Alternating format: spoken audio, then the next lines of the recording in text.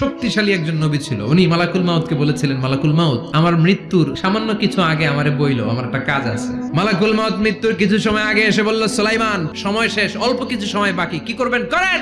সাইয়েদনা সুলাইমান জিনদেরকে ডাকলো, ও জিনেরা, বিশাল একটা প্রজেক্ট আছে, প্রজেক্টে কাজ শুরু করো। আর কিছু জিনকে বলল, চারদিকে গ্লাস ফিটিং করা একটা রুম বানাও। সাইয়েদনা সুলাইমান আলাইহিস সালাম গ্লাস ফিটিং করা রুমের ভেতরে ঢুকলেন। এই রুমে ঢুকার দরজা নাই, হাতে একটা লাঠি নিলেন, লাঠির মধ্যে ভর করে দাঁড়িয়ে রইলেন আর জিনদের দিকে তাকিয়ে রইলেন। জিনেরা এত বদমাশ ছিল, সাইয়েদনা সুলাইমান দাঁড়িয়ে না থাকলে কাজ করতো না, দাঁড়ায় না থাকলে আজও লোকজন কাজ করতে চায় না, ঠিক কিনা?